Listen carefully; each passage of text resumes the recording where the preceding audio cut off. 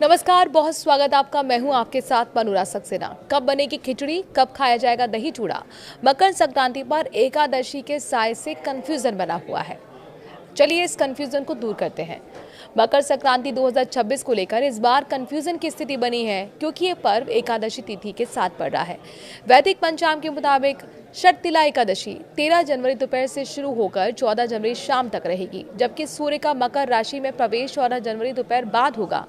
मकर संक्रांति को लेकर इस बार कंफ्यूजन की स्थिति है। वजह है कि साल इस पर्व के साथ एकादशी तिथि पड़ रही है। मकर संक्रांति के मौके पर देश भर में अलग अलग जगहों पर लगभग एक सी परंपरा है।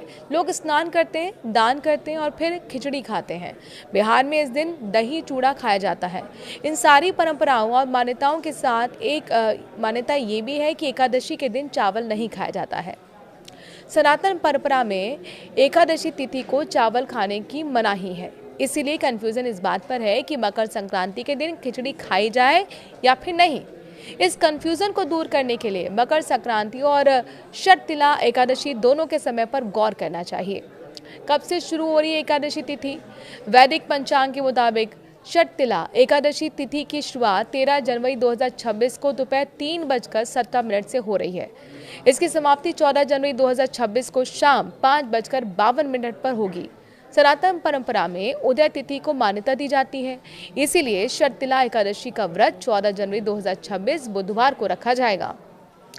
अब इसी तरह मकर संक्रांति की तिथि पर ध्यान दें तो 14 जनवरी को मकर राशि में सूर्य का गोचर दोपहर के बाद हो रहा है। पंचांग के मुताबिक 14 जनवरी 2026 को दोपहर 3:07 पर सूर्य मकर राशि में प्रवेश करेंगे।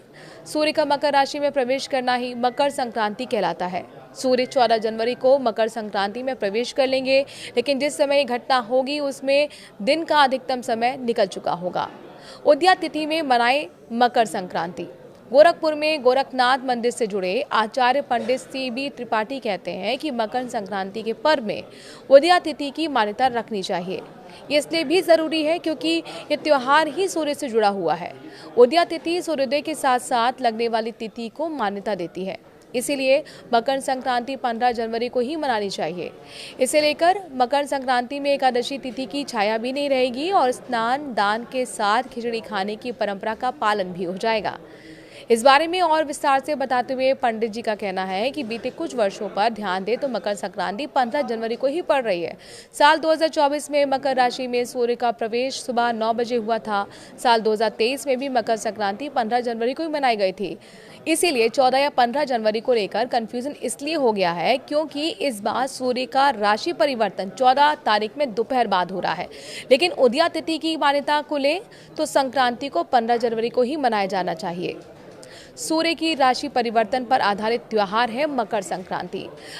आचार्य का कहना है कि मकर संक्रांति का त्योहार ना तो तारीख पर आधारित होता है, ना ही चंद्रमा की तिथियों पर। ये त्योहार सूर्य की तिथि और इसकी राशि पर प्रवेश पर आधारित है।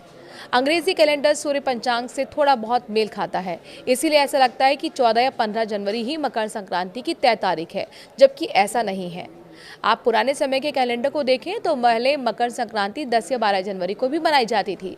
असल में ग्रहों की चाल के कारण हर 70 से 75 वर्षों में मकर संक्रांति की तिथियों में बदलाव आ जाता है। पहले ये 13-14 जनवरी को मनाई जाती थी, लेकिन अब ये 14-15 जनवरी को मनाई जाने लगी है। इस दिन पवित्र नदियों में स्नान, खिचड़ी का सेवन और तिल गुड़ के दान का खास महत्व है। ज्योतिष कहते हैं कि सूर्यदेव जब धनु राशि से मकर राशि में जाते हैं तो इस दिन मकर संक्रांति का त्योहार मनाया जाता है।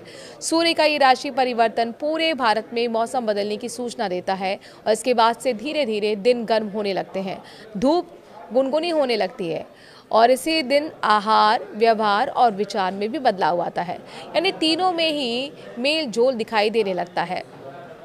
मेल जोल वाला आहार ही है खिचड़ी। मेल जोल का व्यवहार यानी स्नान और दान, और मेलजोल वाली विचार यानी कि एक साथ बैठकर भोजन करना सांस्कृतिक प्रयोजनों में शामिल होना चाहिए। इसीलिए सूर्य जो हमारे जीवन में बदलाव लेकर आता है वो महत्वपूर्ण हो जाता है। इसीलिए महत्वपूर्ण हो जाती है मकर संक्रांति भी। आप सभी को मकर संक्रांति की अभी से बहुत शुभकामनाएं।